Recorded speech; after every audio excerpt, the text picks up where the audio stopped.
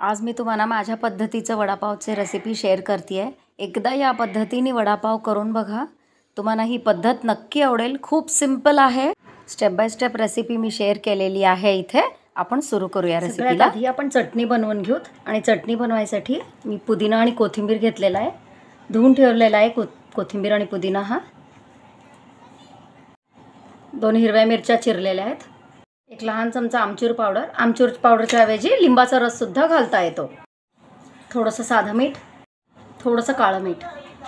आता मी हे छान फाईन पेस्ट करून घेते। आपली चटणी रेडी आहे। मी एका बाउलमध्ये काढून घेते। इथे आपली चटणी रेडी आहे। आता मी मसाला बनवून घेते बटाटा वड्याचा। त्या मिक्सरच्या पॉटमध्ये कोथिंबीरीच्या काड्या आहेत, ह्या कवळ्या काड्या वापरल्या आहेत मी। 2 हिरव्या मिरच्या, छोटे हे लसणीचे कळ्या आहेत, 7-8 आहेत, 10 ते 12 कढीपत्त्याची पानं। आता हे आपण रफली ग्राइंड करून घेणार आहेत। ह्याला खूप फाईन पेस्ट करायची नाही आहे। इथे बघू शकता तुम्ही, आपली ही रफली अशी ग्राइंड केलेली पेस्ट रेडी आहे। इथे माझ्याकडे उकळून थंड केलेले बटाटे आहेत। मी ह्याचे साली काढून हे पूर्ण स्मॅश करून घेते।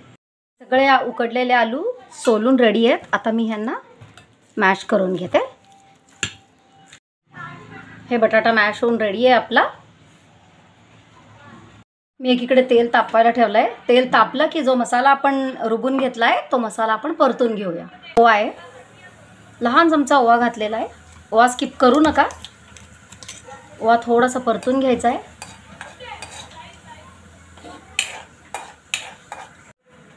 आता आपण हा वाटलेला जो मसाला आहे तो घालूया।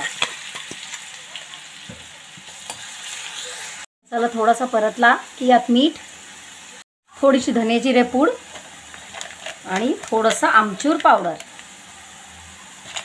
एक लहान चमचा आमचूर पावडर। आमचूर पावडर नसेल तर लिंबू सुद्धा पिळता येतो। आता हे सगळं आपण ह्याच्याबरोबर पुन्हा एकदा परतून घेऊया। आता हे थोडं परतून झालं की यात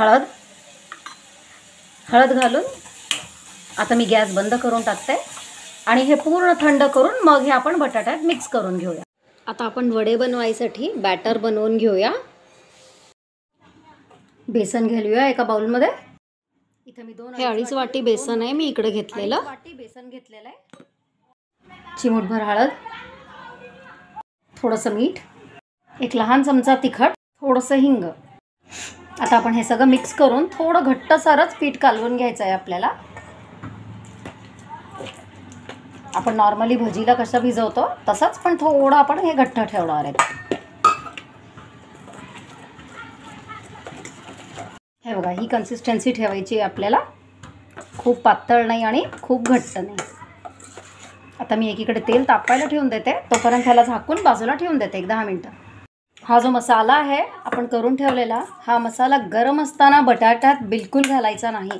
गरम असताना जर घातला तर बटाटा सैल पडतो आणि पाणी सोडायची शक्यता असते। म्हणून हा आपण पूर्ण थंड झाल्यानंतरच बटाट्यात मिसळणार आहोत। इकडे तेल तापवायला ठेवलेलं आहे। आता इथं तेल छान तापलं आहे।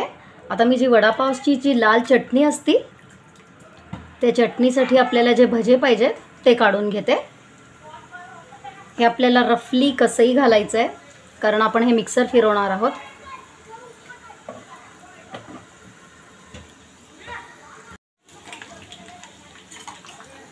हे आपल्याला छान कुरकुरीत काढायचं आहे, लाल काढायचं आहे। आणि हे झालंय, मी काढून घेते आता।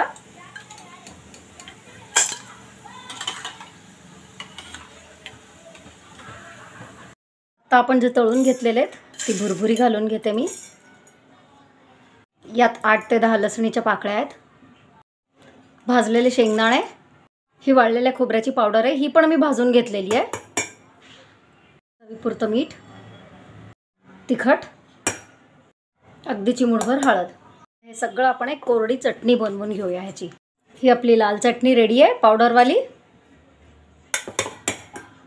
आपला बटाटा सुद्धा गार झालाय पूर्ण आणि मसाला सुद्धा गार झालाय। आता मी हा मसाला सगळा यात घालून कालवून घेते। हे आपल्याला छान कालवून घ्यायचं आहे यात। आणि एकदा आपण मीठ चेक करून घेऊया. मीठ जर कमी असेल तर आपण या स्टेजमध्ये थोडंसं मीठ घालू शकतो. हा आपला मसाला कालवून रेडी आहे. आता मी ह्याचे फ्लॅट बॉल्स बनवून घेते.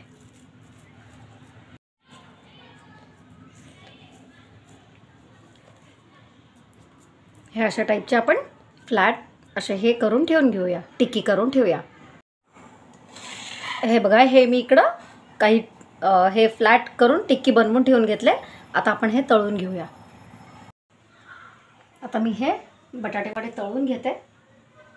या पिठात मी हे बघा घोळून सरळ तेलामध्ये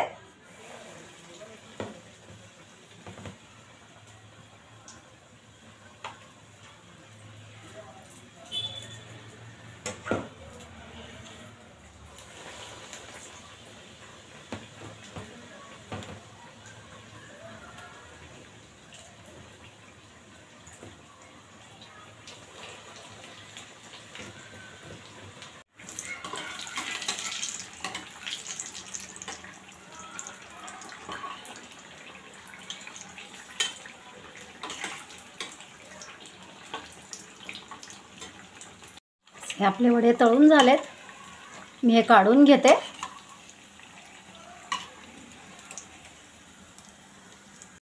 इथं आपली हिरवी चटणी, लसणीची चटणी, वडे आणि पाव रेडी आहे. आता आपण हे असेंबल करून घेऊया. सगळ्यात आधी मी पावला मधनं कट करून घेते. आता याच्यावर ही हिरवी चटणी लावून घेते दोन्हीकडे.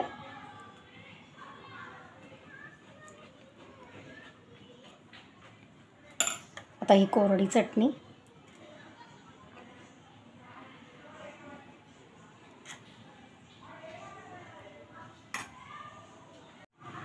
थोडासा कांदा, कच्चा कांदा आहे हा, एक वडा.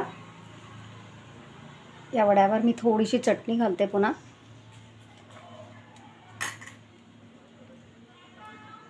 हा आपला वडापाव रेडी आहे.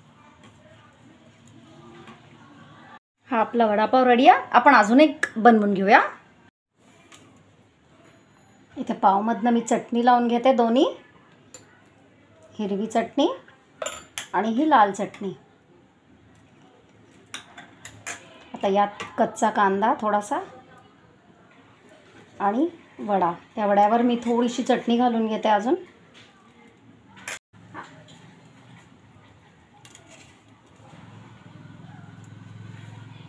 आपला वडापाव रेडी आहे. मी तुम्हाला इकडं वडा तोडून दाखवते. हे बघा, आतपर्यंत तुम्ही मसाला वगैरे बघू शकता. किती छान झाला आहे आपला वडा. आपला वडापाव रेडी आहे. नक्की ट्राय करा. व्हिडिओ आवडला असेल तर व्हिडिओला लाईक करा. चॅनलला सबस्क्राईब करायचं विसरू नका.